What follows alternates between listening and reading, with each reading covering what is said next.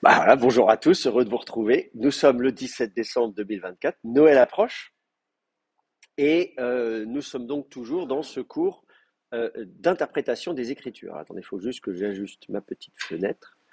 2 secondes pour que ça, on voit bien. Tac, sur mon écran. Voilà, tac, tac, voilà. Euh, on a bien avancé. La dernière fois, on a fini un gros morceau qui était le péché d'Habacuc, que j'ai donc utilisé comme étant un document entrée, hein, je commence à peine, comme étant donc ce document fondamental, comme le plus ancien commentaire euh, biblique, attesté. Il y en avait peut-être avant, mais en tout cas c'est le plus ancien attesté, et avec justement donc cette méthode interprétative qui est particulièrement intéressante. On a conclu la dernière fois euh, sur le processus interprétatif, pour le résumer. Donc, je résume. euh, euh, euh, on part d'une idée de faire un parallèle, d'une certaine manière, entre une situation évoquée par le prophète Habacuc à son époque à lui et la situation vécue par l'auteur du commentaire d'Habacuc, avec le maître de justice, le prêtre impie, etc. Euh, mais surtout, ce qu'on a remarqué, c'est qu'il y a dans le péché d'Habacuc lui-même une sorte de mode d'emploi, en tout cas il y a des pistes sur comment l'auteur lui-même comprend la portée de son interprétation, euh, sur l'idée donc on explicite, on assume le fait que le prophète Habacuc lui-même ne savait pas tout, il écrivait ce que Dieu lui disait, hein, la révélation qu'il recevait, mais sa révélation était partielle. Et donc, puisque le prophète est lui-même dépassé par sa prophétie, on peut tout à fait imaginer que la prophétie d'Habacuc ne concerne pas seulement la situation que Habacuc avait en tête, mais en fait une autre situation. Donc, l'idée, c'est que voilà, on peut dépasser, voilà, la prophétie peut dépasser le prophète, et donc on peut tout à fait prendre une prophétie et dire, ben voilà, moi je l'interprète comme s'appliquant, s'accomplissant à une autre époque, dans d'autres circonstances, même si ça n'est pas du tout ce que Habacuc dit ou ce qu'il avait en tête. Voilà. Donc ça, c'était quand même un élément assez important. Et puis par ailleurs, à ce moment-là, on peut dire, bah d'accord, mais alors n'importe qui peut faire dire n'importe quoi à n'importe quel texte, d'où le besoin pour l'interprétation elle-même d'être inspirée. Et on voit que dans le péché d'Habacuc, il y a l'idée que celui qui interprète cette prophétie d'Habacuc eh bien, est lui-même inspiré. Euh, et donc le pécheur a lui-même une autorité. Et bien sûr, on a fait le parallèle avec le Nouveau Testament, puisque c'est exactement ce type d'interprétation qu'on observe dans le Nouveau Testament, pas que, hein, mais notamment les prophéties qu'on a en ce moment, c'est Noël, vous ouvrez Matthieu qui vous dit ainsi s'accomplit l'écriture, etc. Bon, voilà, vous avez tout le temps dans Matthieu des écritures qui s'accomplissent. Et c'est vrai que les exégètes se disent, mais quand même, Matthieu, là, oulala, il part de ça, il explique ça, et puis, mais vraiment, mais le prophète, il parlait pas de ça, enfin bref. Pour penser, je sais pas, l'annonce de la Vierge Marie, dans Ésaïe chapitre 7, voilà, un signe prophétique, une naissance prophétique. Bah, en fait, voilà, c'est Jésus, c'est la naissance de Jésus. Euh, la jeune fille est enceinte, elle va enfanter, c'est Emmanuel. Bon, donc forcément, ça surprend. Mais quand on lit le péché d'Habacuc, on dit, bah, en fait non, puisque c'est exactement comme ça que ça fonctionnait, en tout cas dans certains milieux juifs. Et puis on a vu un autre élément important qui est que non seulement donc on peut trouver un accomplissement d'une prophétie à une autre époque, mais que même une fois qu'on a trouvé ça et que c'est notre époque et je me sens concerné parce que ça s'applique à moi, ça n'exclut pas encore de futurs accomplissements. Euh, et donc on peut imaginer des accomplissements multiples d'une même prophétie, puisque donc le péché d'Habacuc lui-même envisage plusieurs pécheurs sur le même passage, avec, voilà, il y a plusieurs interprétations, et certaines qu'on a déjà constatées, et puis encore une qui est future. Donc l'auteur du péché imagine que non, non, non, c'est pas fini, il va encore y avoir une interprétation. Donc ça, on a mis ça en évidence, c'est très important. Et puis effectivement, un dernier point qu'on a mis en évidence la dernière fois dans nos conclusions, c'est que une fois que cette interprétation est mise par écrit, c'est un nouveau texte. nouvelle œuvre littéraire qui fait elle-même l'objet d'interprétation. Alors, nous interprétons le Pécher d'Habacuc. Nous travaillons sur le Pécher d'Habacuc. Nous interprétons l'évangile de Matthieu, les épîtres de Paul, etc., etc. Donc, ce qui est à l'origine un texte interprétatif fait lui-même l'objet d'interprétation. Voilà. Et là encore, c'est la même chose que vous regardiez les manuscrits de Qumran ou le Nouveau Testament. Donc, vous voyez, tout ce qu'on arrive finalement à comprendre au travers du Pécher d'Habacuc, et vous comprenez donc cette découverte, ce rouleau, a marqué un tournant majeur dans l'histoire de l'exégèse et de l'interprétation, disons, des textes dans le judaïsme ancien et pour le Nouveau Testament. Donc c'est ce qui explique qu'on y a passé beaucoup de temps. Voilà, c'était pour faire un résumé de ce gros chapitre sur le Pécher d'Habacuc et de manière générale, les psharim, c'est-à-dire les commentaires de type pécher, qui sont, il se trouve, les plus anciens commentaires bibliques connus à ce jour. Est-ce qu'il y avait des questions, des remarques là-dessus? Ou est-ce que c'est clair pour tout le monde? C'est bon pour vous? Ok, très bien. Alors, un autre chapitre qu'il faut envisager, et on en a déjà parlé un peu, mais il faut qu'on creuse un peu le sujet, c'est la question des versions.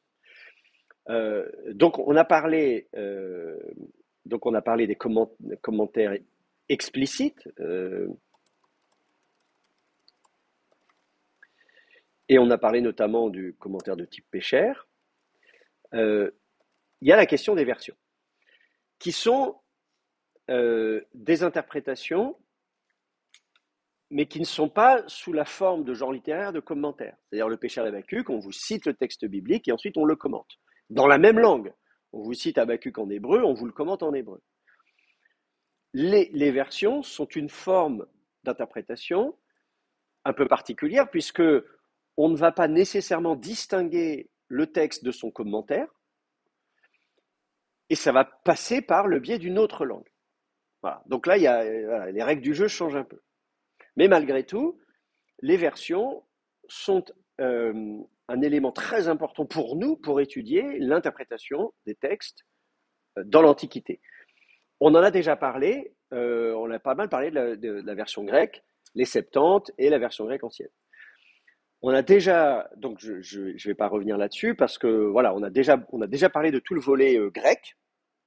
Vous l'avez d'ailleurs utilisé beaucoup dans vos travaux, hein, à bon escient, vous savez, bah oui, il faut aller regarder la version grecque, elle nous renseigne sur finalement ce que le traducteur grec a compris du texte biblique. Pas un commentaire explicite, mais ça nous renseigne sur ce qu'il avait compris. Ou ce qu'il n'avait pas compris d'ailleurs. Des fois, on se rend compte, en regardant la traduction, on se dit, ah oui, effectivement, le traducteur grec, là, il n'a pas trop su quoi faire. Bon. Avec la difficulté aussi du texte source. C'est-à-dire que parfois, ce qu'on mettait sur le compte de la traduction, en disant, voilà, quand même, la traduction grecque, elle n'est pas terrible, hein, parce que c'est pas ça que dit le texte hébreu. En fait, on a découvert des manuscrits en hébreu qui correspondent à la version grecque. On se dit, bah non, en fait, le traducteur, il avait très bien travaillé, mais le texte hébreu qu'il avait sous les yeux était différent du texte hébreu que nous connaissons. Donc, vous voyez la complexité de travailler sur les versions. On n'est pas dans la même langue, on n'est pas sur du texte source, etc., etc. Bon. Donc tout ça fait que c'est très difficile à manier, notamment pour les traductions les plus anciennes. Je pense notamment à la traduction grecque, puisque effectivement, comme je vous disais, quand même, assez souvent, on se rend compte que le texte source, le texte hébreu traduit par le traducteur grec, était différent du texte massorétique. On le sait maintenant parce qu'on a découvert des manuscrits de la mer Morte, mais peu de manuscrits de la mer Morte, manuscrits hébreux qui correspondent au grec. On en parle dans le cours sur la Torah de Moïse, d'ailleurs. La plupart d'entre vous, vous suivez également le cours sur la Torah de Moïse, donc ça m'embête de répéter les mêmes choses d'un cours à l'autre. Mais voilà, donc ça complexifie et ça rend vraiment ce travail assez difficile pour ce qui est d'utiliser la version grecque. On a également parlé de la version grecque en insistant sur le fait que pour le judaïsme hellénistique, la version grecque n'a pas que le statut d'un appui, voilà, pour ceux qui, oulala, malheur à eux, ne connaîtraient pas bien l'hébreu. Voilà, on leur a fait, mais on traduit en grec, mais on en a honte, pas du tout, puisque dans la lettre d'Aristée, chez Philon d'Alexandrie, on explique que non, les traducteurs grecs étaient inspirés. Ils étaient des prophètes et des hiérophantes. Hein. Vous vous souvenez de ce passage chez Philon. et qui insiste bien sur le fait que les traducteurs étaient eux-mêmes inspirés, de sorte que les écritures grecques sont sœurs des écritures hébraïques, non pas filles, mais sœurs, euh, et donc elles ont le même statut, la même autorité. Ça, c'est très intéressant parce que ça montre bien que cette interprétation, elle est pleinement assumée. Et ce texte fait autorité. Donc ça, c'est beaucoup de choses qu'on a dites à propos du grec. J'aimerais qu'on parle un peu de l'araméen. Euh, je n'en parle que maintenant, vous voyez, on arrive à la fin du semestre, j'en ai pas parlé plus tôt parce que ça n'est pas le plus important pour vous. Vraiment, j'ai mis par ordre de priorité les outils dont vous avez besoin pour travailler sur les interprétations anciennes des textes bibliques dans le judaïsme ancien, y compris dans le Nouveau Testament. Les deux gros morceaux dont vous aurez besoin, c'est effectivement de travailler sur les versions, euh, y compris si vous regardez dans le Nouveau Testament des citations de l'Ancien Testament dans le Nouveau, avec parfois une citation, on dit tiens, on cite un verset, mais ça ne correspond pas au texte massorétique, ça ne correspond pas à la version grecque des Septante, qu'est-ce que c'est que ça, qu'est-ce qui se passe, etc. Est-ce que c'est une autre traduction qui existait à l'époque, est-ce que c'est l'auteur du Nouveau Testament qui bricole sa propre traduction, pourquoi les autres lui plaisent pas, voilà. Bon. Donc ça, il y a un gros travail à faire quand vous faites un travail d'exégèse sur la version grecque ancienne et ses recensions, et puis un gros travail sur les commentaires qui existaient à l'époque et qui vont beaucoup être des commentaires, même tous, en fait, tous les commentaires anciens sont des commentaires, comment dire, de type péchère, c'est-à-dire on fait une interprétation où on va dépasser, on dit voilà, moi c'est comme la divination, rappelez-vous, on avait regardé la racine du mot péchère, qui est de, voilà, on interprète des présages dans le ciel, etc. Donc il y a un côté divinatoire, un côté euh, euh, voilà, c'est pas un commentaire exégétique comme on fait aujourd'hui. Il y a vraiment cette idée où on a un sens qui est caché. Et c'est ce que vous allez retrouver également un peu plus tard chez Philon d'Alexandrie et chez les premiers chrétiens, et vous allez regarder chez Origène et tout ce que vous voulez, Clément d'Alexandrie, tout ça, vous verrez, tous les commentaires qu'ils font sont des commentaires de type allégorique, donc symbolique, allégorique, etc. etc. C'est assez impressionnant. On va regarder tous les chiffres, voilà, pourquoi Abraham a 318 serviteurs quand il part à la guerre, parce que 3, 1, 8, il y a une symbolique des chiffres, et finalement c'est le Christ. Et donc, c'est le Christ qui donne la victoire à Abraham, etc., etc. Donc ça, vous verrez ça chez les auteurs chrétiens des premiers siècles de notre ère. En fait, c'est déjà le cas, donc, dans le judaïsme ancien. On a longtemps cru que c'était d'ailleurs le propre du judaïsme hellénistique. On dit, ah, regardez, Philon d'Alexandrie fait ça. Mais moi, justement, j'ai pris soin de travailler avec vous sur le péché d'Habacuc pour vous dire non, c'est pas simplement une tradition grecque. Vous avez ça en hébreu, en judée. On n'est pas à Alexandrie, on n'est pas en grec, on est en hébreu. Et donc, c'est pour ça que j'ai préféré, pendant le cours, travailler sur un péché 100 ans plus anciens que Philon d'Alexandrie et qui sont en hébreu, pour dire il ne faut pas tout mettre sur le compte de la tradition grecque. Alors voilà, donc maintenant, ce qui m'intéresse de travailler sur les Targums, c'est moins important, mais c'est quand même un élément important pour connaître les traditions anciennes. Euh, euh, et ça présente aussi l'avantage que voilà, on n'est pas en grec non plus. Donc on ne va pas pouvoir dire ah regardez, c'est l'influence de la culture grecque, tout ça c'est néoplatonicien, etc., etc. Non, vous allez voir, c'est très très intéressant. Donc on va s'intéresser au Targum. Alors voilà, je reprends mes notes. Euh,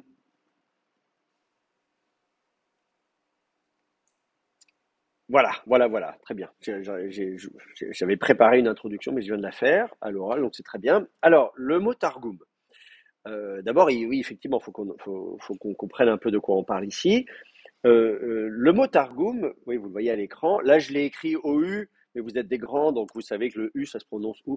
Pour le grand public, on l'écrit au U parce que sinon les gens ils disent Targum. Mais bon, voilà, à votre niveau d'études, vous savez que ça se prononce U, Targum. Alors, la racine, RGM, hein, c'est une racine trilitaire, racine sémitique. Vous l'avez dans tout un tas de langues sémitiques, notamment en akkadien. Bah, c'est toujours la langue qu'on va regarder en premier parce qu'il y a, je sais pas, 1 million de textes akkadiens, je sais pas combien il y en a, mais des centaines de milliers.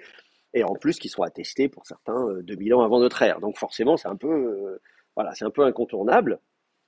Et justement, le terme Targum veut dire interprète en akkadien.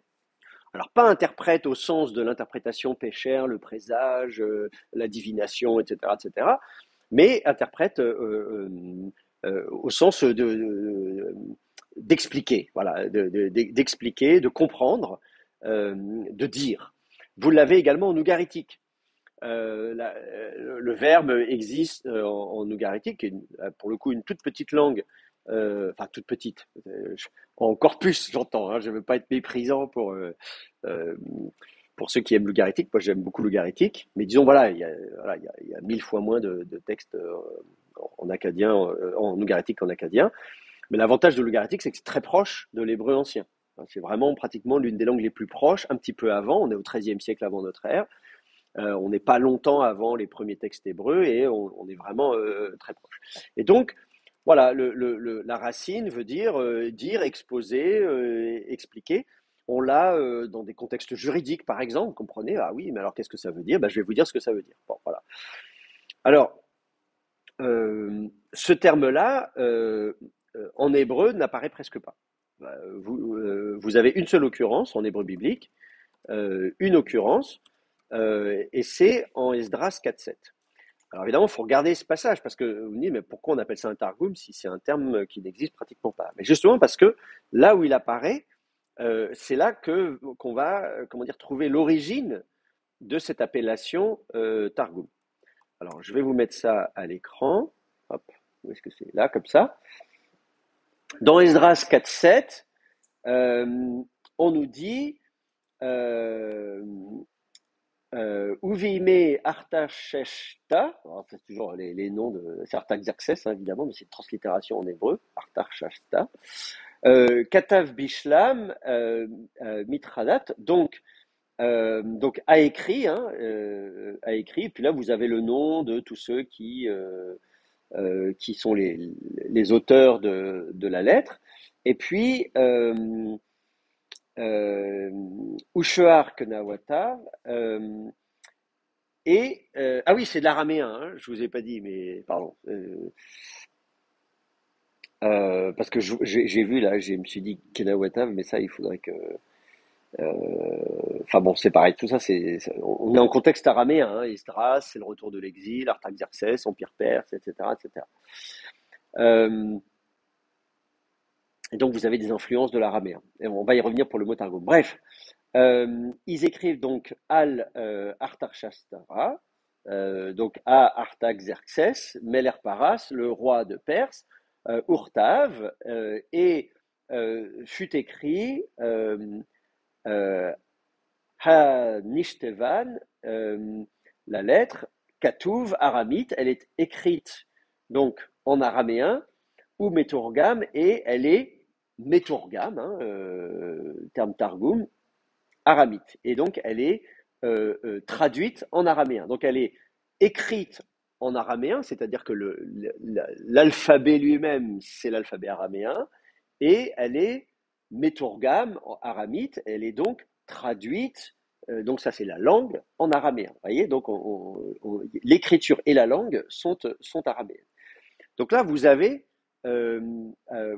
une occurrence ici dans Esdras 4.7, et puis ensuite vous avez le contenu de la lettre. Hein. Si vous regardez le passage d'Esdras 4, on va mettre tout le texte, comme ça vous verrez. Bon, c'est Ezra, faut mettre. Et puis, voilà, si vous regardez vite fait en français, après avoir fait ça, vous avez en araméen, hein, Rechum, BLTM, ou Shishma, etc., un tel, avec la formule de salutation, et puis on écrit et voilà, et vous connaissez toute l'histoire d'Esdras Néhémie, puisque l'enjeu, c'est bien sûr la reconstruction du temple, de la ville, des murailles, etc., etc. Et donc, comme la langue officielle de l'Empire perse, c'est l'araméen, c'est pas la langue des Perses eux-mêmes, hein. Les Perses, ils parlent le perse, mais ils ont décidé d'utiliser l'araméen comme langue internationale pour administrer leur empire. Eh bien, donc voilà, donc on leur écrit en araméen et c'est traduit en araméen. Et donc vous avez comme ça cette occurrence du terme Targum dans Esdras, enfin du verbe en fait, hein, quand je dis le terme Targum, c'est le verbe en l'occurrence RGM qui est un verbe dénominatif vraisemblablement et qui veut dire donc interpréter, traduire. Donc là, on est aussi dans l'interprétation, mais une autre forme d'interprétation. C'est comme quand on dit j'ai besoin d'un interprète. Vous comprenez, moi je ne parle pas araméen, donc y a-t-il un interprète dans la salle? Donc là, c'est très intéressant pour nous. Alors, en araméen, il va avoir le même sens. Vous ne le trouverez pas dans la Bible hébraïque, mais plus tard, le terme araméen aura le même sens. Et vous allez même le trouver en arabe, hein, puisque en arabe, le verbe tarjama veut dire traduire. Et ça a donné le dragoman. Vous connaissez ce terme dans les chancelleries, dans les ambassades. Un dragoman, c'est un interprète dans une ambassade. Vous voyez, par exemple, un illustre prédécesseur, Charles Clermont-Ganneau, qui enseignait, qui était aussi à l'école pratique des hautes études à Paris, au Collège de France, etc., qui a publié La Stèle de Mécha, qui a publié un certain nombre de choses. Voilà. Il a commencé sa carrière dans les années 1860 à Jérusalem, au Consulat général de France à Jérusalem, comme dragoman. Il était traducteur, hein, concrètement. C'est un interprète. Donc ça, c'est une déformation en français donc de cette racine arabe. Donc voilà, il y a une longue tradition. Le Targum, c'est la traduction. Letargem, le verbe letargem, ça veut dire traduire ou interpréter. Bon. Alors évidemment, on en a fait un terme technique. C'est ça qui est intéressant, c'est que dans le judaïsme, en ayant justement en référence ce passage d'Esdras, on dit, ben voilà, regardez, là, il a fallu passer d'une langue à l'autre, puisque on écrit on écrit à l'empereur, il faut écrire en araméen. Bon, nous, on parle hébreu, mais on va quand même leur écrire en araméen. Et c'est ce qui fait que dans le livre d'Esdras, vous avez des passages qui sont en araméen. Et donc, pour justifier la présence de l'araméen dans la Bible hébraïque, on dit, bah oui, mais regardez, il a fallu faire ça. Bon, il y a aussi des chapitres dans le livre de Daniel qui sont en araméen. Là, le contexte n'est pas le même. Mais on va également utiliser, donc en tout cas, on va justifier l'existence de traductions araméennes sur la base de ce passage-là. Donc, finalement, le terme Targum est devenu un terme technique. Aujourd'hui, quand je dis il y a le Targum, on parle de Targum. En fait, c'est une version araméenne de la Bible hébraïque, d'un livre ou de plusieurs livres de la Bible hébraïque. C'est ça, quand on dit le Targum de le Targum, finalement, c'est voilà, le terme est devenu un terme technique. La racine existe plus largement, mais c'est de ça dont on parle. Donc, on va parler d'un Targum ou du Targum comme étant, donc voilà, une version de la Bible hébraïque en judéo-araméen. En judéo-araméen, j'insiste aussi sur le fait que c'est du judéo-araméen.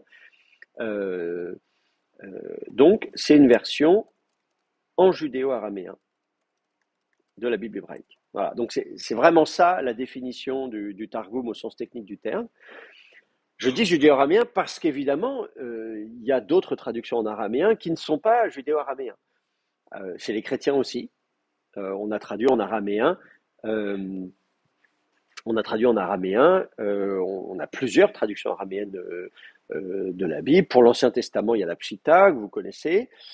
Il y a aussi des traductions en araméen christo-palestinien, mais qui sont fragmentaires, qui ont aujourd'hui, pour la plupart, disparu, mais qui ont existé et qui existent un petit peu. Voilà, donc il faut bien se dire que l'araméen n'était pas parlé que par les Juifs, et qu'il n'y a pas que les Juifs qui ont fait des traductions en araméen. Mais donc, quand on va parler du Targum, là, vraiment, on est dans le cadre du judéo-araméen. Alors, les questions qu'on va se poser, ça va être finalement sur l'origine, hein. On s'était intéressé à la Septante en disant d'où ça vient, qui l'a traduite, quand, pourquoi, etc. On va se poser les mêmes questions. Il va falloir essayer de comprendre qu'est-ce qu'on a comme Targum, qui a fait les Targums et à quelle époque. Alors, on n'a pas de Targum de l'ensemble de la Bible. On a un Targum unique, j'entends. Il n'y a pas quelqu'un qui s'est dit, tiens, je vais traduire toute la Bible hébraïque en araméen. Dans la tradition, on a plusieurs Targums et parfois beaucoup, notamment pour ce qui est de la Torah. Alors ça se comprend puisque la Torah, évidemment, c'est le cœur, bien sûr, de la Bible. Et donc, évidemment, on va s'intéresser en premier lieu à la Torah. C'est elle qui va faire l'objet de plus d'intérêt. Donc, on va avoir beaucoup de Targum pour ce qui est de la Torah. Alors, le Targum le plus connu, c'est Onkelos. Souvent, on l'écrit avec un K, mais en hébreu, ça s'écrit avec un Kof. Hein, donc, il faut l'écrire avec un Q. Onkelos, quelque chose comme ça. Euh, le Targum d'Onkelos, d'abord, alors si on regarde le texte lui-même, le Targum d'Onkelos, c'est une traduction littérale. Donc ça, c'est intéressant. Euh, ça dépend de quel point de vue vous vous placez. C'est-à-dire que vous allez avoir une traduction pratiquement mot à mot de l'hébreu à l'araméen. Bon. Donc c'est assez facile. Si vous voulez vous mettre à l'araméen, par exemple, moi je vous conseille de commencer par le Targum Onkelos. Très facile, vous prenez un verset en hébreu, vous regardez le même verset en araméen dans le Targum Onkelos, et là tout de suite vous verrez les équivalences de vocabulaire, les équivalences de conjugaison, etc. Bon, voilà. Donc c'est assez facile. C'est d'ailleurs le Targum officiel. C'est-à-dire que dans le judaïsme rabbinique, si on dit le Targum sans préciser lequel, hein, on parle de la Torah, c'est le Targum Onkelos. Alors Onkelos, le nom est un peu bizarre. Onkelos, ça fait pas très juif. Hein. Vous avez un os à la fin qui dit final os dit grec.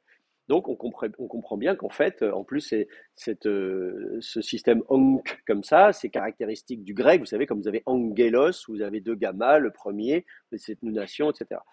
Donc très vite, on s'est dit, en fait, le fameux onkelos, qui est censé être celui qui a fait cette traduction, c'est bizarre, il n'a pas un nom juif. Alors évidemment, euh, Onkelos, donc c'est la tradition juive, mais si vous vous intéressez du côté du grec, il y a un personnage dont le nom est proche, c'est Aculas.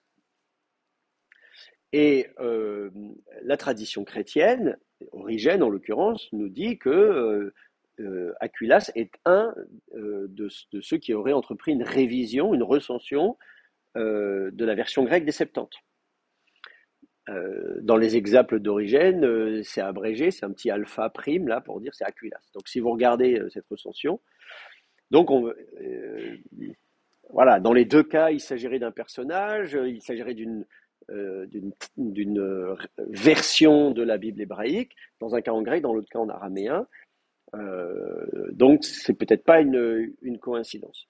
Voilà, mais au-delà de ça, voilà, on ne peut pas dire grand-chose sur l'histoire de ce Targum, savoir qui en est à l'origine et à quelle époque. L'autre Targum, le deuxième Targum qu'on connaît, c'est le Targum pseudo-Jonathan.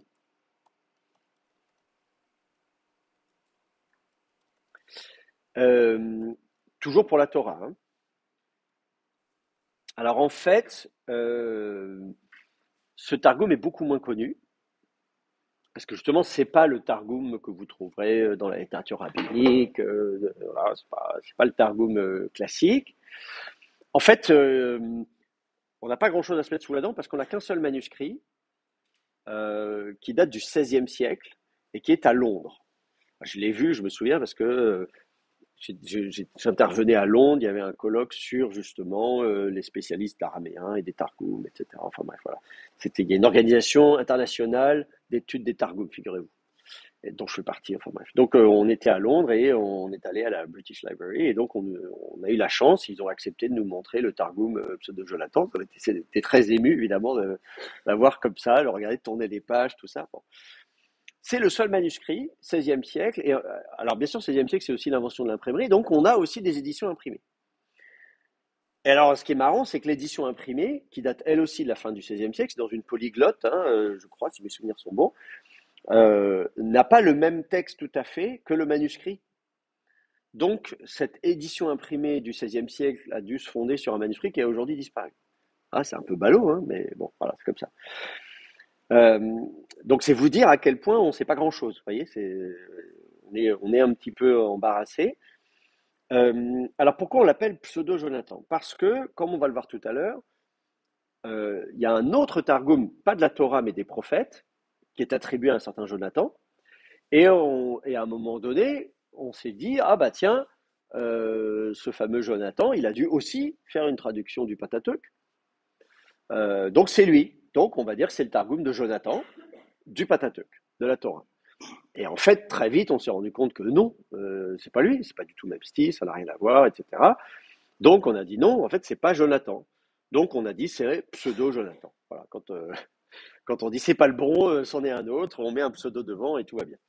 Donc voilà, par convention maintenant, on dit Targum pseudo-Jonathan, voilà, en disant ça n'est pas le même Jonathan que celui qui aurait fait euh, d'autres Targum. Alors, à propos de Jonathan, c'est quand même très intéressant de voir que je parlais tout à l'heure euh, d'Aquilas comme dans les recensions de la version grecque. On nous parle aussi d'un certain Théodotion. Pareil, dans les recensions de la Septante, on nous parle de Théodotion. Et Théodotion, c'est la traduction grecque de Jonathan. D'accord? Théodotion, hein, donner, le don de Dieu, etc. Voilà, Dieu donné. Donc Jonathan, c'est Yahvé qui donne. Bon. Donc là encore, on peut se poser la question de dire est-ce qu'on parle du même personnage, tantôt dans une tradition grecque, tantôt dans une tradition hébraïque. Alors, on regardera un peu dans le détail, mais ce Targum, lui, pour le coup, il est très différent du Targum Onkelos. Donc, il y a vraiment un intérêt à le regarder, parce que là où le Targum Onkelos se veut, comme je vous disais, pratiquement du mot à mot, le Targum Pseudo-Jonathan, au contraire, lui, il amplifie énormément. Donc là, vous aurez une ligne en hébreu, vous aurez tout un paragraphe en araméen. Et alors, et machin, et ceci, et tac, tac, tac, et alors, moult détails, on vient injecter une histoire, etc. On prendra des exemples. Mais le Targum Pseudo-Jonathan, il va présenter un intérêt certain puisqu'il va, finalement, on apprend tout un tas de choses, tout un tas de traditions, non seulement des traditions interprétatives, mais parfois des traditions tout court. C'est-à-dire, des fois, il nous injecte un petit peu une petite anecdote, d'autres personnages ou des événements dont on n'avait pas connaissance. Et donc, voilà, il vient comme ça convoquer tout un tas de traditions juives euh, qu'il intègre directement dans son texte. Donc on a un témoin de tradition juive ancienne et de tradition qu'on vient mettre directement en rapport avec un passage du Pentateuque. Donc ça c'est très intéressant. Euh, Ensuite, troisième Targum, je les mets par ordre de découverte, hein, Targum Néophiti. Alors ça c'est une découverte du XXe siècle, vous voyez, donc c'est assez récent. On n'a qu'un seul manuscrit. Là encore, un seul manuscrit se met sous la dent, qui a été découvert au Vatican. Et trouvé au milieu du XXe siècle, dans la bibliothèque du Vatican. Alors, ça fait toujours rêver. On se dit, ah, vous voyez, c'est bien la preuve qu'il y a des mystères enfouis, cachés dans les bibliothèques du Vatican, si seulement on pouvait mettre la main dessus, etc. Bon, voilà.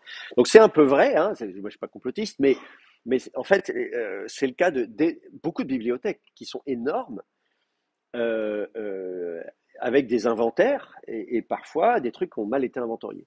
Demandez à n'importe quel bibliothécaire, un bouquin qui est mal inventorié, il est perdu. Vous avez des dizaines de milliers ou des centaines de milliers de livres. Si vous dites je cherche tel livre, mais ce livre il n'est pas là où il devrait être et il a mal été étiqueté, bah bonjour pour le trouver, quoi. Donc ça c'est un peu le cauchemar des bibliothécaires, c'est les problèmes d'inventaire. Et, et donc dans toutes les grandes bibliothèques, il y a des manuscrits qui sont là depuis des siècles et qui ont été inventoriés à un moment donné. Et ce manuscrit avait été inventorié comme un targum, ce qui était déjà pas mal, hein, on avait bien vu que c'était un targum, mais euh, c'était étiqueté comme un targum, on pensait que c'était targum onkelos, puisque voilà, c'est le targum du Pentateuque, c'est targum onkelos, point barre. Et là, un spécialiste jette un coup d'œil, il dit, bah non, c'est pas le même targum. Bon, bah alors, est-ce que c'est pseudo-Jonathan? Bah non, c'est pas non plus pseudo-Jonathan, c'est encore un autre targum du Pentateuque. Et donc, ça a été publié dans les années 60-70. Le manuscrit lui-même date du début du XVIe siècle.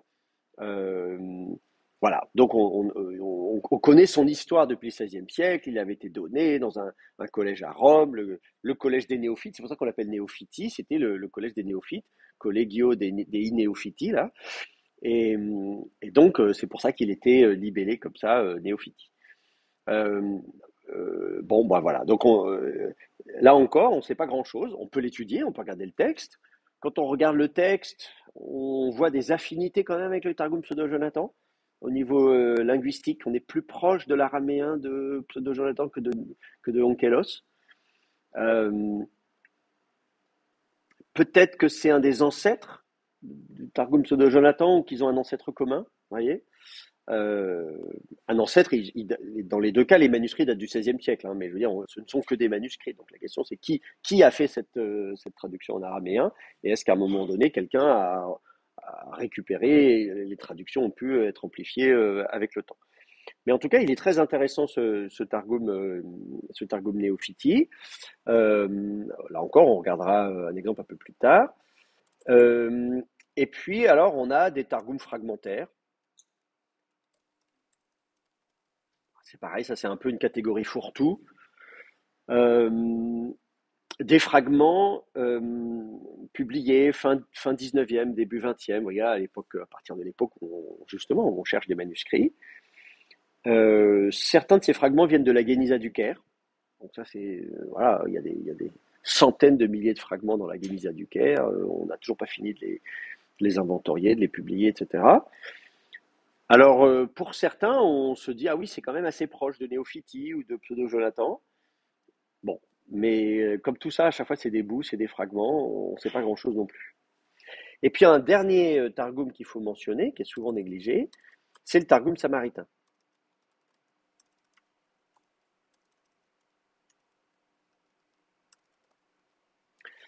Euh, le Targum samaritain, donc c'est le Targum utilisé par les Samaritains. Donc on a déjà parlé des. Ah non, c'était dans le cours sur la Torah de Moïse. On a parlé du Pentateuque samaritain. Donc les Samaritains qui se présentent comme étant les héritiers du royaume d'Israël, royaume d'Éphraïm, capitale Samarie, sanctuaire sur le mont Garizim, dont on nous dit dans la Bible que le royaume du Nord, vous savez, a été détruit en 722 avant notre ère par Sargon, par les Néo-Assyriens, etc. Enfin bref, à cette époque-là, quoi. Et donc, dans le texte biblique, on nous dit qu'ils ont été dispersés, et à la place, on a mis d'autres personnes. Et évidemment, le point de vue judaïte, c'est de dire ceux qui occupent dorénavant ce qui était jadis le royaume du Nord ne sont pas des Israélites, ce sont des étrangers qui se sont dit on va vénérer le Dieu local, il s'appelle Yahvé, envoyez-nous un prêtre, etc., etc. Donc oui, vous allez trouver des gens qui vénèrent le Dieu Yahvé, mais ne vous y méprenez pas, ce ne sont pas des Israélites. Ça, c'est la version judaïte de l'histoire. Les Samaritains, eux, disent, mais pas du tout, nous, on a toujours été là, c'est nous, on est des vrais Israélites, et on est encore là. Et la preuve, on a encore le Pentateuque, et le Pentateuque, on le lit dans l'alphabet qui est l'alphabet paléo-hébreu, hein, l'alphabet samaritain, c'est un alphabet qui dérive du paléo-hébreu, et c'est vrai, ça dérive effectivement du paléo-hébreu, avec une recension différente du Pentateuque, des variantes, qu'on a longtemps attribuées en disant c'est une falsification tardive, volontaire des Samaritains, blablabla. Et puis finalement, manque de bol, ou plutôt coup de chance, on a trouvé à Qumran des manuscrits du Pentateuque qui correspondent à cette recension samaritaine. Et donc, on se dit, bah oui, en fait, les Samaritains, le texte qu'ils lisent, c'est effectivement un texte qui existait déjà sous une forme ou une autre avant notre ère. Bon. Donc, c'est quand même très, très ancien. Euh, et donc, les Samaritains, outre, donc leur Bible à eux, c'est juste la Torah, hein, c'est le Pentateuque. Hein, ils n'ont pas tous les autres livres que les rabbins ont canonisés ou que les chrétiens ont canonisés. Ils ont 5 livres, comme les Sadducéens d'ailleurs à l'époque. Euh, euh, ils en ont fait une traduction araméenne, un Targum. Ils en ont aussi fait une traduction grecque, le Samaritikon, comme on dit, dont on sait presque rien. On en a comme ça des petites mentions à droite à gauche, mais c'est quand même très intéressant. Voilà, donc ils étaient dans la même situation que les autres, c'est-à-dire qu'est-ce qu'on fait quand on ne lit plus l'hébreu. Voilà. Donc on traduit en araméen, on traduit en grec. Euh, il faut vous imaginer quand même que les Samaritains, aujourd'hui ça représente presque rien, mais on a retrouvé des synagogues samaritaines en Méditerranée, avec une belle architecture de basilique grecque, etc., etc. Donc, il faut bien se dire que les Samaritains, il y a une époque où c'était quand même assez nombreux, assez prospères, pas que en Samarie, mais ailleurs dans le bassin méditerranéen. Voilà. Euh, Donc, et donc, effectivement, à partir du moment où ils étaient implantés en Méditerranée, c'est normal qu'ils se soient intéressés aux Grecs, etc. Donc, on a aussi un Targum samaritain. Donc, voilà un peu pour l'inventaire des différents Targums que vous trouverez sur la Torah, sur le Pentateuque. OK? C'est bon pour vous? Pas de questions? Bon, je continue. Là, c'est un peu un catalogue ce que je fais, hein. C'est pas ce qu'il y a de plus intéressant, mais on est bien obligé d'en passer par là avant ensuite de prendre des exemples. Ensuite, on passe donc au Nevi'im. Euh, on va avoir un Targum qu'on va appeler le Targum Jonathan, ou Jonathan, voilà, donc c'est Jonathan ben Uziel, dans la tradition juive, on nous dit, voilà, c'est un certain Jonathan ben Uziel qui aurait traduit tous les Nevi'im, d'accord, dans la catégorie des Nevi'im dans le Tanakh juif, rabbinique. Alors, oui, effectivement, il y a une traduction pour chacun des livres. Vous prenez n'importe quel livre, vous allez avoir une version araméenne, en judéo-araméen, donc il y a effectivement un Targum. Mais quand on regarde dans le détail, on se rend compte qu'il y a des différences de style. Très clairement, bah là, si on a le temps de le faire, j'ai préparé un exemple dans le prophète Isaïe, par exemple. Vous verrez que le Targum d'Isaïe n'a pas grand-chose à voir au niveau du style, au niveau stylistique, avec le Targum de Samuel. C'est difficile d'imaginer que ce soit la même personne qui ait traduit tout ça. Donc c'est probablement, comment dire, voilà, une tradition a posteriori. Comme je vous dis en plus, je vous disais tout à l'heure sur ce Jonathan, il y a ce fameux Théodotion dans la tradition chrétienne pour le grec. Bon, donc tout ça c'est très difficile de savoir quelle est la réalité. On n'a rien et on n'a pas de manuscrit très ancien de ce Targum-là. Je vais y venir tout à l'heure sur les manuscrits les plus anciens, mais voilà, pour ce qui est là, on est un peu coincé parce qu'on ne sait pas grand-chose. Mais retenez en tout cas que vous allez trouver un Targum pour chacun des livres des Nevi'im. Du coup, on ne va pas l'appeler nécessairement Targum Jonathan. Des fois, on va juste se dire Targum de Samuel, Targum d'Isaïe. Bon, de toute façon, on n'en connaît qu'un seul. La tradition dit que c'est Targum de Jonathan, mais on ne sait pas vraiment si c'est lui. Donc ça ne sert pas à grand-chose de préciser Targum de Jonathan d'Isaïe, sachant qu'il n'y en a qu'un seul et que c'est celui-là. Ensuite, pour les Ktuvim, pour la troisième partie, ça se corse un petit peu euh, parce que, alors on va à nouveau avoir des traductions de tous les livres, pas de problème. Euh, alors sauf, il n'y a pas de Targum d'Esdras et de Daniel. Hein. C'est les livres, vous ne trouverez pas de Targum pour Esdras Néhémie, qui ne constitue qu'un seul livre, et pour Daniel, parce qu'il y a des sections en araméen dedans. Alors, vous me direz, mais il y a quand même des sections qui sont en hébreu, donc ça aurait quand même mérité un Targum, mais non, finalement, on n'en a pas fait. Euh, donc sinon, vous allez trouver euh, euh, des Targums de tous les livres, mais là encore dans des styles très différents. Euh, le Targum du Cantique des Cantiques, par exemple, suit la trame du Cantique des Cantiques, mais fait toute une histoire d'Israël, depuis les origines jusqu'aux conquêtes arabes. Voyez, donc c'est quand même une gageure hein, d'arriver à suivre la trame, mais en fait, c'est une nouvelle œuvre littéraire à part entière, etc. Enfin, c'est une composition, enfin, c'est énorme ce travail qui a été fait. On voit bien que c'est un travail à part entière et pas simplement, comment dire, voilà, quelqu'un qui s'est amusé à faire une traduction, qui aurait traduit d'autres livres. Donc, les styles sont très différents. Donc là, il faut vraiment abandonner l'idée que ça puisse être une même personne qui ait fait ça. Et en plus de ça, euh, on peut avoir plusieurs traductions du même livre. Vous voyez, par exemple, pour le livre d'Esther, on va parler, euh, euh, on va avoir le Targum Rishon et le Targum Sheni. Vous voyez, premier Targum, deuxième Targum. Donc, si vous vous intéressez au livre d'Esther, au Targum du livre d'Esther, sachez qu'il y en a deux, un qui est plus court et l'autre qui est plus long. Dans tous les cas, ils sont quand même très longs. Mais un qu'on va appeler le Targum Rishon et l'autre le Targum Sheni. Donc là, on voit que ça commence à se compliquer, hein, parce que vous allez avoir comme ça plusieurs. Et c'est pas le cas pour tous les livres. Et là encore, sans savoir forcément quelle est l'origine de ces targums, qui les a fait, à quelle époque, etc. D'accord? Donc ça, c'est un peu le tour d'horizon des targums que vous serez amené à consulter quand vous travaillerez sur les interprétations anciennes de passages de l'Ancien Testament. Alors, il faut quand même signaler que, au-delà de ces targums, enfin, disons que, comment dire, que le travail n'est pas fini. C'est-à-dire que, vous voyez, pour beaucoup, on n'a pas beaucoup de manuscrits anciens, on essaie de creuser un peu. C'est vraiment un domaine qui est très largement sous-développé. Vous ne trouverez pas de traduction française de tous les Targums, par exemple, hein. Pour le Pentateuque, le Déo a fait une traduction des 3 Targums, je pense. Est-ce que les Targums fragmentaires, j'en sais même. En tout cas, Onkelos, Pseudo-Jonathan et Néophiti, le Déo a fait une édition française. Donc là, vous avez de la chance. Si vous vous intéressez à d'autres livres, vous ne trouverez pas d'édition française.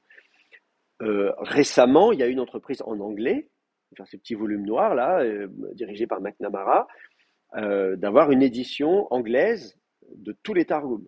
Et le projet est fini, mais voilà, c'est récemment qu'il est fini et ça a pris là encore beaucoup de temps. Donc voilà, c'est pour que vous compreniez qu'en fait c'est un domaine, un chantier qui est très loin d'être suffisamment exploité. Et puis bien sûr, on espère toujours découvrir des nouveaux Targums.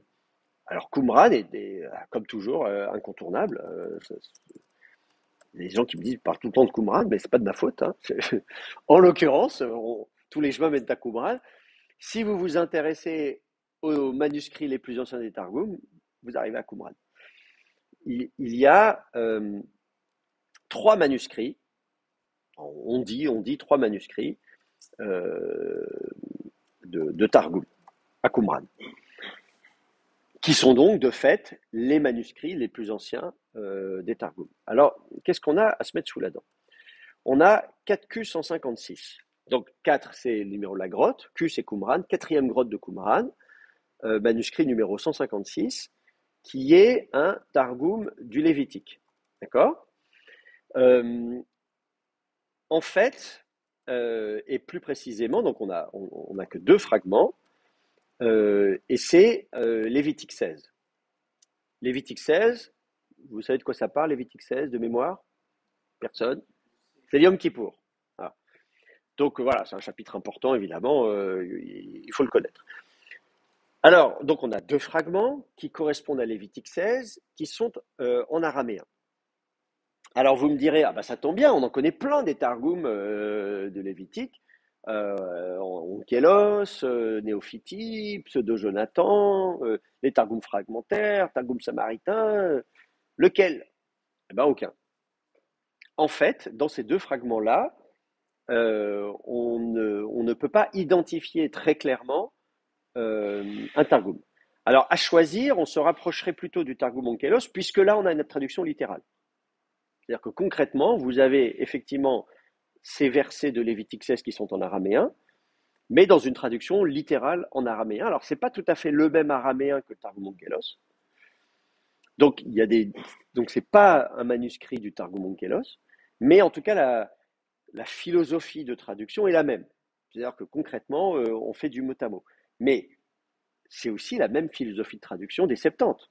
Si vous regardez la version grecque des Septante, c'est quand même du mot à mot. Pour le Pentateuque, voilà, si vous avez fait du grec classique, je ne parle pas simplement juste de la koiné, comme on fait nous ici, du Nouveau Testament, etc., où on fait du petit grec. Si vous avez en tête un bon grec, vous lisez la version grecque des Septante. Mes collègues des lettres classiques, là, du CARA, je suis dans un laboratoire, le Centre d'analyse des rhétoriques religieuses de l'Antiquité, à la faculté des lettres, ici. Vous avez des très grands spécialistes, Pernod qui est académicien, qui est un des grands spécialistes de rhétorique grecque, etc. Vous lui faites lire il fait une crise cardiaque, le pauvre. C'est du mauvais grec. Voilà. Au niveau de la syntaxe, on a des sémitismes partout. Bref, bah là c'est pareil. Bon, sauf qu'en araméen et en hébreu, ça tombe bien, c'est 2 langues sémitiques, donc c'est moins choquant. d'avoir une traduction mot à mot. Et puis, un autre, donc je vais vous montrer du coup à quoi ça ressemble quand même. 4Q 156, vous verrez qu'il n'y a pas grand-chose. Voilà, vous l'avez sous les yeux.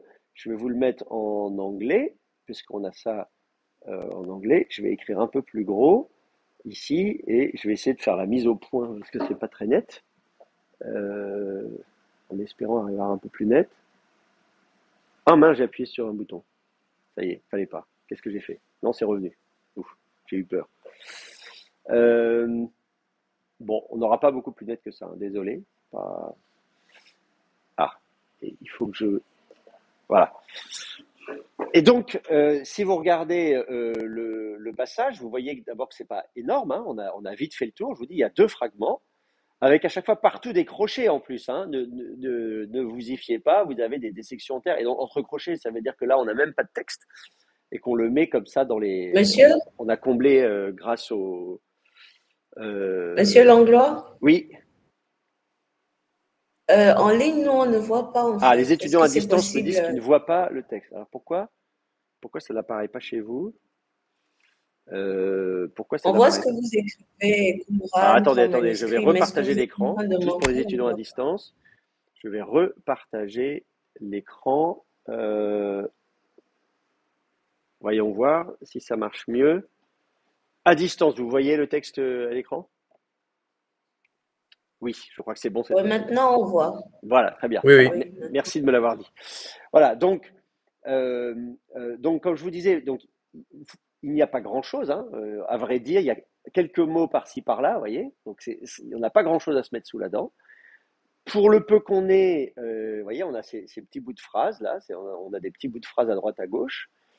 Euh, et donc un premier fragment ici, et donc voilà, et puis ensuite vous avez un deuxième fragment sur lequel il n'y a pas beaucoup plus, hein. Vous avez quelques lettres ici, quelques lettres là. Vous voyez, là vous avez un bout de lettre, hein. Euh, vous avez voilà Al Beit Kudsha, voilà sur la maison sainte, voilà très bien, bon. Et puis là vous avez le temps ici, hein. Ici vous avez Zban, hein, Zbana. Mishkan, vous avez le terme. Voilà, vous avez des mots à droite à gauche. Donc, c'est déjà pas mal que on ait réussi à identifier que c'était Lévitique 16, hein, parce qu'avec avec des bouts de phrases comme ça, c'est déjà pas mal d'avoir réussi à dire que c'était Lévitique 16. Et surtout de dire, bon, finalement, moi, j'ai pas travaillé sur ce manuscrit, mais donc les éditeurs de ce manuscrit ont dit, bon, bah, écoutez, ça suit plus ou moins le texte massorétique. Donc, on peut pas en faire grand-chose. On peut pas en faire grand-chose. Euh, et en plus de ça, comme Lévitique 16 c'est le Yom Kippour et que donc il y a de la liturgie, on peut même se poser la question de savoir est-ce que c'était vraiment un Targum de la Torah ou même du Lévitique. Est-ce que quelqu'un s'est dit tiens je vais traduire tout le livre du Lévitique en araméen ou bien est-ce que quelqu'un s'est dit tiens quand même là c'est quand même Yom Kippour, tout le monde ne comprend pas l'hébreu, je vais quand même traduire en araméen peut-être ce passage, vous voyez. Donc, il se peut que ce soit un manuscrit à usage liturgique, qui n'est pas la prétention d'être une version complète en araméen du rouleau du Lévitique, hein, parce que c'est voilà, mais simplement de dire tiens, et peut-être que ou peut-être d'ailleurs un rouleau sur lequel on avait les différentes fêtes uniquement en disant voilà, j'ai un rouleau où pour la liturgie je vais avoir ça, et peut-être que là on n'a que 2 fragments, mais peut-être les fragments d'après ça sautait tout de suite à une autre fête. Et voilà, donc pour moi c'est toujours très compliqué quand on parle de Qumran, comme la plupart des manuscrits sont très fragmentaires, de généraliser à partir de 2, 3 fragments, d'imaginer ce que pouvait être l'œuvre littéraire. Donc effectivement aujourd'hui on vous dit 4Q 156 c'est un Targum du Lévitique.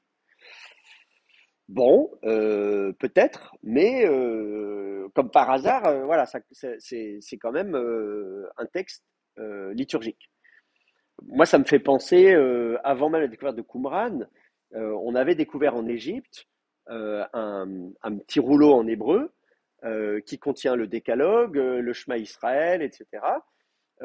Et donc, bon, l'avantage de ce petit texte, c'est qu'effectivement, on voyait très clairement dessus que c'était une compilation de textes liturgiques. Voilà, à la synagogue, qu'est-ce qu'on fait? Ben, on va réciter le Shema Israël, on va réciter les 10 commandements, etc. Vous voyez ce que je veux dire? Plutôt un lectionnaire, plutôt qu'un rouleau à proprement parler, un rouleau biblique à proprement parler. Donc ça c'est des choses qui existaient à l'époque.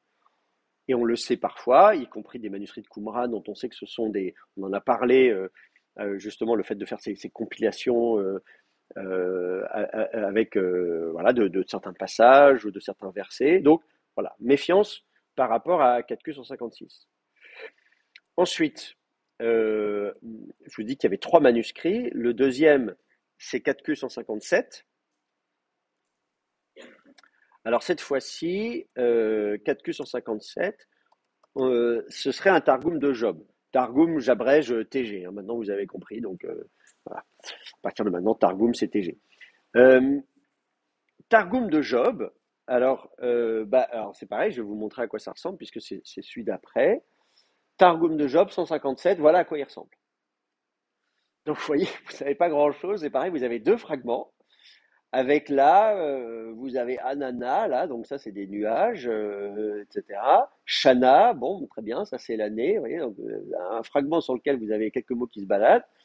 Et puis ensuite un deuxième fragment, enfin non, pardon, c'est le même, en fait c'est le même fragment sur 2 colonnes. C'est même, euh,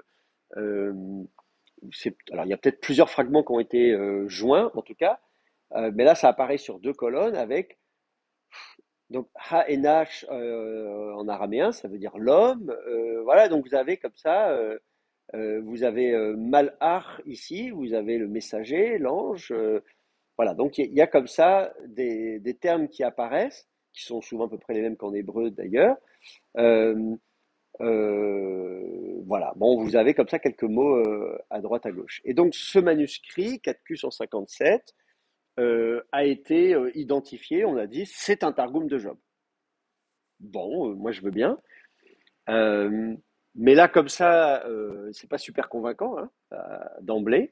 Donc là encore, méfiance. On se dit, mince, on n'a vraiment pas de bol. Il nous a promis Qumran et finalement on n'a rien du tout.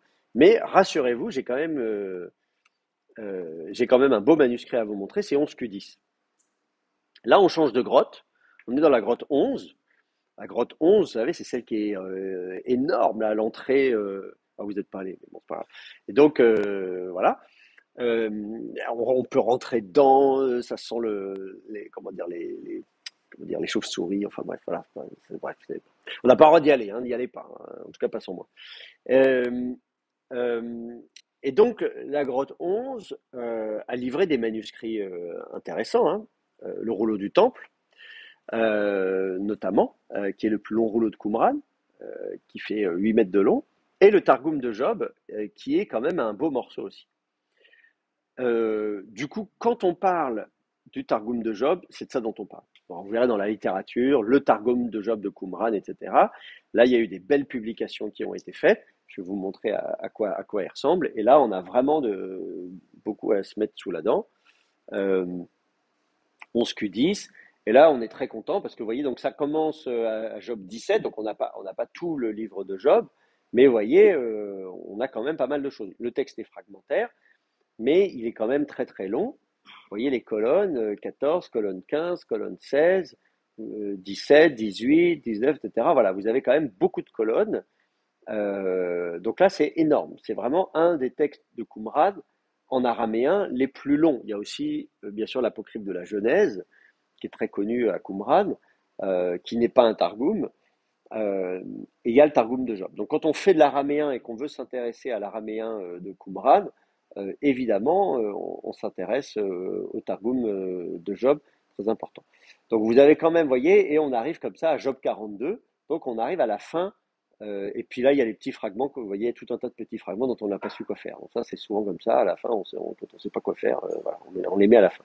Et donc là vous avez quand même un beau morceau. Quand vous regardez le Targum de Job, vous avez une bonne partie du livre de Job qui est traduit en araméen. Là, on sait que c'est un Targum, on voit bien, là, on comprend bien que c'est le livre de Job, il n'y a pas d'ambiguïté. Euh, euh, euh, et, et, là encore, alors on me dirait, bah, on connaît, on a un Targum de Job, puisque on dit qu'on a des Targums voilà, qui étaient connus. Est-ce que c'est le même? Eh ben non. Euh, on n'a pas le même Targum, donc c'est pas la même traduction. Et c'est pas non plus une recension. On peut pas dire, tiens, le Targum de Job qu'on connaît par le judaïsme rabbinique est une recension de ce Targum-là, comme on a les recensions de la Septante. Vous voyez, on dit, tiens, non, c'est, pour ce qu'on en sait, c'est une traduction indépendante. Donc, il y a un moment donné, quelqu'un qui s'est dit, je vais traduire en araméen le livre de Job. Et à une autre époque, ailleurs, quelqu'un d'autre s'est dit, je vais traduire le livre de Job. Probablement qu'il ne savait pas qu'il y avait déjà une traduction de Job qui existait, et celle-ci, elle a disparu. Donc ça, c'est assez fascinant. C'est très intéressant parce que ça prouve qu'il existait déjà des Targums au tournant de notre ère. Je vais y venir après, puisqu'on va discuter de quand datent les Targums. Mais c'est très important parce que on a longtemps dit, oh, les Targums, c'est du Moyen-Âge, ou bien c'est l'Antiquité tardive, etc., etc. Là, on a un rouleau de Qumran qui est une traduction. Alors, il n'est pas complet, mais vous voyez, c'est pas comme Lévitique 16 tout à l'heure, où on pouvait se demander, est-ce que quelqu'un n'aurait pas juste fait comme ça sur un coin de table, une petite traduction de quelques passages du Lévitique. Là, on voit clairement la volonté de traduire tout le livre de Job. Le rouleau est malheureusement endommagé. Enfin, quand même, on a une traduction continue, qui est en plus une traduction littérale. Donc on voit que voilà, c'est pas quelqu'un qui dit tiens, je vais vous raconter une histoire et je vais vaguement m'inspirer de Job. C'est vraiment une traduction littérale du livre de Job. Alors évidemment, euh, euh, on se pose la question de dire mais tiens, pourquoi Job? Est-ce que ça veut dire qu'à l'époque il y avait d'autres traductions en araméen qu'on n'a pas retrouvées à Qumran mais qui pouvaient exister? Est-ce que certains des Targums qui sont connus dans le judaïsme pourraient eux aussi remonter à l'ère pré-chrétienne? C'est très intéressant. Et est-ce qu'on a des traces de ça? Pour ce qui est de Job, de façon assez surprenante, le livre de Job lui-même pourrait faire allusion à l'existence d'une version araméenne. Et pour ça, il faut regarder, mais c'est un passage qu'on ne connaît pas bien parce qu'il n'est pas dans nos versions françaises. C'est tout à la fin de Job. Si vous regardez le dernier verset de Job, si vous regardez le texte massorétique, on vous dit Vayamot Iov, Zaken, voilà, donc Job mourut, âgé, voilà, Usvayamim, rassasié de jours, etc. Bon, fin de l'histoire. Mais si vous regardez la version grecque du livre de Job, ici, vous avez donc vous avez l'équivalent de l'hébreu hein, qui s'arrête là, hein, Kai était le Tesen Yov, etc. Presbytéros, Kai Pléres Emeron, très bien. Et puis après, on nous explique que, eh bien, il y a d'autres choses. Vous voyez, on continue comme ça. Ça, on l'a pas dans nos versions françaises. Si vous prenez la bibliothèque d'Alexandrie, la Bible d'Alexandrie, comme vous savez, les petits bouquins bleus, j'imagine que ça y est dedans, si Job a été traduite. Sinon, en anglais, vous avez la NETS qui vous traduit, quand vous utilisez la NETS en anglais, vous avez une traduction anglaise, mais qui est basée aussi sur la version grecque. Et donc, du coup, bon, c'est très pratique d'avoir ça parce que ça vous met tout de suite, ça vous montre très bien. Et puis, bien sûr, si vous comparez les deux, vous avez des modules de comparaison. Je vous en avais déjà parlé, donc où est-ce que c'est que ça de comparaison. Donc, ça, c'est Emmanuel Tov qui a fait ça, où il compare à chaque fois l'hébreu et le grec. Et il vous indique où est-ce qu'il y a des choses en plus en hébreu, en grec. Et là, voilà, on comprend, il y a bien l'hébreu et le grec en face. Et puis après, on vous dit, hop, il y a tout un tas de choses, hein, Gegrabtai, Dé, Aoton, Palid, etc., etc. Donc, on nous explique qu'il va anastésétaï, hein, donc qu'il va ressusciter, etc., etc. Bon. Et là, ça vous met en évidence, ici, il n'y a rien du côté de l'hébreu, donc vous avez compris qu'il y a un plus en grec. Et en plus de ça, donc non seulement il y a un premier ajout ici, en disant qu'il va ressusciter d'entre les morts, et puis il y a un deuxième ajout, Hutos hermeneuetai ecte syriakes bibliou. Alors là, c'est super intéressant. On dit ceci, donc, voilà, hermeneuetai, herméneo, ça veut dire interpréter, hein, c'est d'où on a le terme herméneutique, ecte syriakes bibliou. Et là, on nous parle d'un livre de syriaque, en Syrie, donc, qui vient de Syrie. Or, précisément, les chrétiens en Syrie parlaient araméen, pas que les chrétiens d'ailleurs, mais je veux dire, la Syrie était donc un, un territoire araméophone. L'araméen même vient de Syrie, hein. Les premiers territoires araméens, on parlait araméen il y a 3000 ans, c'était en Syrie. Donc la Syrie est araméophone de tradition, bien avant le christianisme. Euh, Dans le christianisme aussi, tout à l'heure je vous parlais de la Psita, tout ça, donc bien sûr on va trouver ça du côté des chrétiens.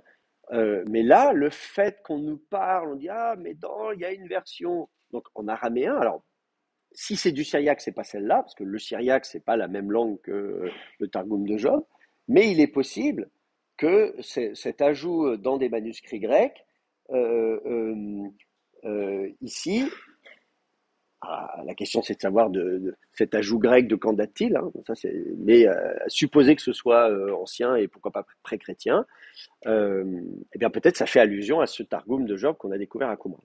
Donc voilà, on n'a pas, je pose ça comme ça, c'est une question à creuser, mais en tout cas, le Targum de Job est très important en ce qu'il nous permet de démontrer pour la première fois l'existence de Targum au tournant de notre ère. Et ça, c'est très important pour la question de la date des Targums. Et c'est ce que j'aimerais aborder avec vous maintenant. Mais vous avez peut-être des questions ou des remarques avant que je passe à la question de la datation. Non, c'est bon pour vous? Très bien. Ok. Alors, comment dire? Dans l'histoire, on a eu droit comment dire, à des grands écarts au niveau de la datation. La vision maximaliste traditionnelle que vous trouverez dans des traditions juives, euh, c'est de dire que les Targums remontent à l'époque d'Esdras, tout simplement. C'est là que j'embraye avec le passage que j'ai lu tout à l'heure. Dans le livre d'Esdras, vous avez le mot, vous avez la racine les Targem.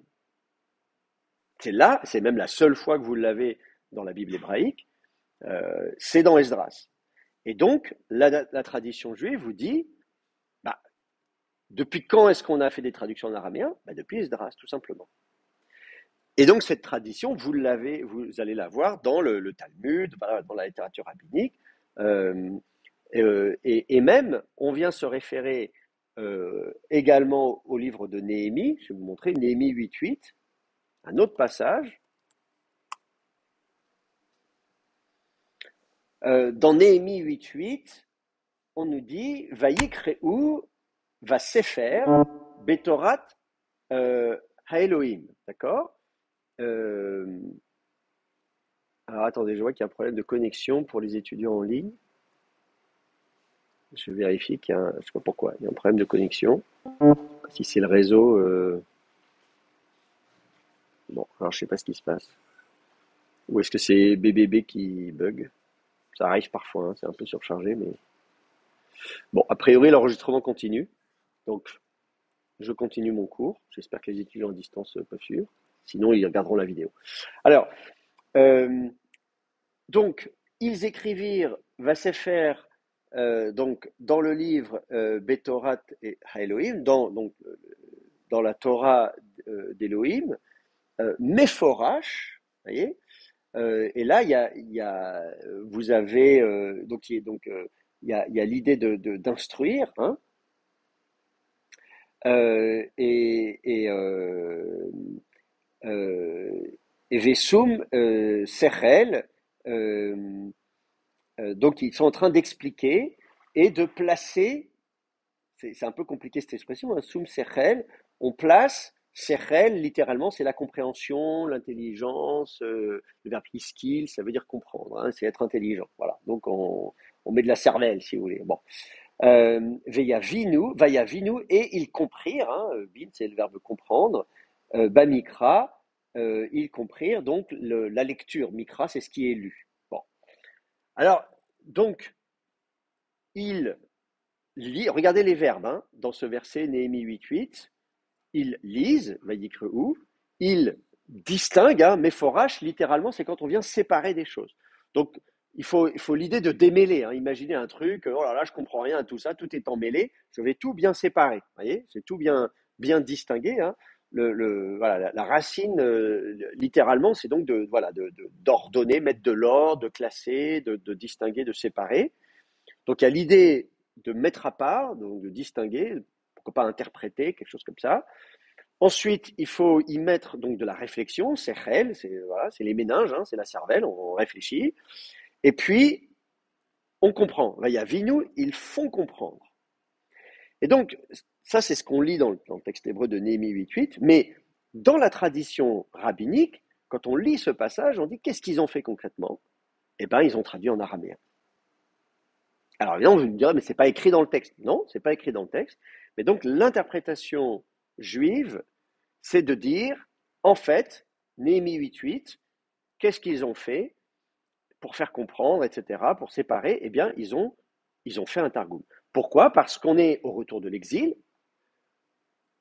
La nouvelle génération est née à Babylone, en exil. On parle araméen là-bas. Donc, eux, voilà, ils parlent plus hébreu. Ils ont peut-être leurs parents, leurs grands-parents qui parlent encore un peu araméen, un peu hébreu, comme vous, peut-être si vous êtes alsacien, vous êtes peut-être encore une grand-mère qui parle alsacien, mais fini, sinon, on ne parle plus. Donc, qu'est-ce qu'on fait? Eh bien, on est au retour d'exil, eh bien, il faut le traduire en araméen. Donc, ça, vous l'avez, je vais même vous mettre la... Donc, l'époque d'Esdras-Néhémie, vous l'avez donc dans Megillah, dans Talmud de Bavli, 3a1, et avec la référence à Néhémie 8.8. Voilà. Donc ça, c'est l'hypothèse maximaliste. Donc on serait, vous voyez, 6e siècle, 5e siècle avant notre ère, et déjà à cette époque-là, on a traduit en araméen. Et donc le Targum Onkelos daterait de cette époque-là. Voilà, pour faire simple. Donc ça, c'est l'hypothèse maximaliste. Et puis après, vous avez l'hypothèse minimaliste qui est arrivée par après, où on a dit, oh là là, en fait tout ça c'est des foutaises. En fait, les Targums datent de l'Antiquité tardive ou même du Moyen Âge. Voilà, on a dit ça, il n'y a rien avant milieu du premier millénaire de notre ère. D'ailleurs, c'est le Talmud de Babylone lui-même, hein, date du début du Moyen Âge, etc., etc. Bon. Et puis d'ailleurs, le Targum du Cantique des Cantiques, je vous en parlais tout à l'heure, et il va jusqu'aux conquêtes arabes, jusqu'au 7e siècle après Jésus-Christ. Donc forcément, on se dit, donc c'est bien la preuve que ce Targum ne peut pas dater d'avant le 7e siècle. Et d'ailleurs, encore aujourd'hui, enfin, puisqu'on parle du Targum du Cantique des Cantiques, il y a un article de 2023 dans le Journal of Jewish Studies, une revue scientifique d'études juives. Voilà, un collègue propose une datation au XIe siècle pour le Cantique des Cantiques. Le Targum du Cantique des Cantiques daterait du XIe siècle après Jésus-Christ. Alors, il parle que du Targum du Cantique des Cantiques, hein, il ne parle pas de Kélos, il parle pas du... Ah, mais voilà, donc l'idée, c'est de dire les Targums commencent très tard, Antiquité tardive, voilà, peut-être pour justement Onkelos, etc. Voilà, on serait vers le milieu du premier millénaire de notre ère, et ça irait jusqu'au début du deuxième millénaire de notre ère pour les Targums les plus tardifs, comme par exemple le Cantique des Cantiques. Voilà. Donc ça, c'est les hypothèses minimalistes. Et puis entre les deux, eh bien, en fait, évidemment, il y a eu la découverte de Qumran, comme je vous disais, donc il y a au moins le Targum de Job, Targum de Lévitique, on peut se poser la question. Cela dit, même dans le cas du Targum du Lévitique, de ce manuscrit 4Q156, même si ça n'est pas une traduction de l'ensemble du Lévitique en araméen, ça montre bien qu'à un moment donné, on a trouvé que c'était utile de traduire en araméen au moins certains passages, ce qui montre bien qu'on avait déjà la difficulté de gens qui ne parlaient pas araméen. Et évidemment, on a le parallèle du grec. Comme je vous dis, là, c'est défendu, Philon d'Alexandrie, etc. Donc, on sait que dans le judaïsme hellénistique, on a ressenti déjà avant notre ère le besoin d'avoir une version grecque. Bah, pourquoi pas l'araméen? Donc, finalement, avec la découverte de Qumran, on est revenu un peu en arrière en disant, bah non, finalement, Bah oui, après tout, ça paraît assez logique qu'il y ait des Targums, même avant notre ère.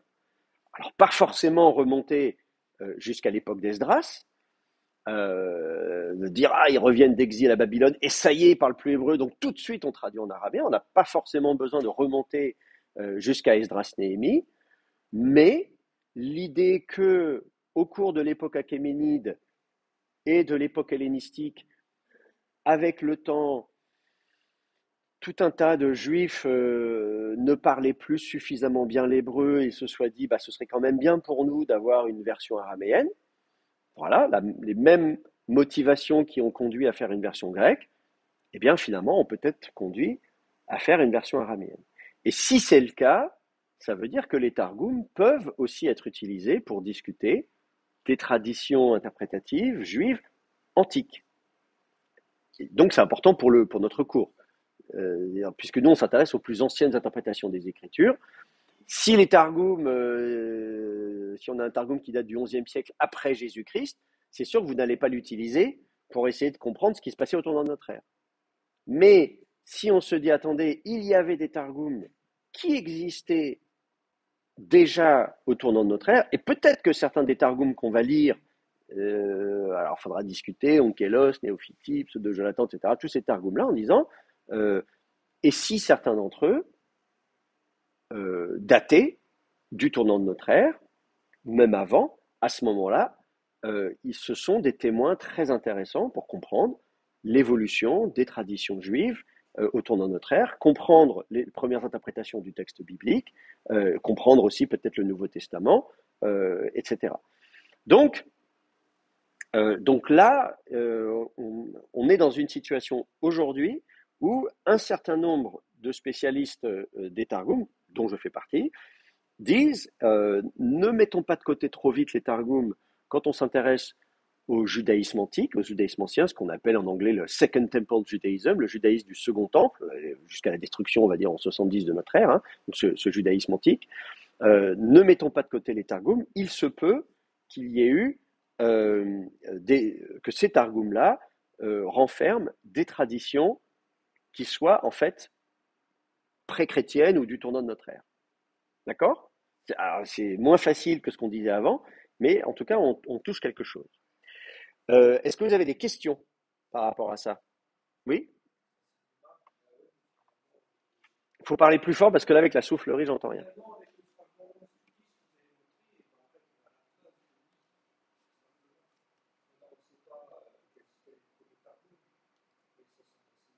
Oui, oui, oui, c'est ça. Oui, le Targum de Job, effectivement, est la preuve matérielle, indubitable de l'existence, dans certaines communautés juives, d'une intention de traduire des livres entiers. Et Job n'étant pas le livre le plus important du judaïsme ancien, on se dit que si ça a été fait pour Job, ça a certainement été fait pour le Pentateuque, on va dire, parce qu'on voit bien que la Torah, c'est quand même le cœur. Donc ça, voilà, ça paraît assez logique de supposer que ça a dû exister, effectivement. Pas d'autres remarques ou questions? Non? Eh bien, écoutez, on s'arrête là pour aujourd'hui.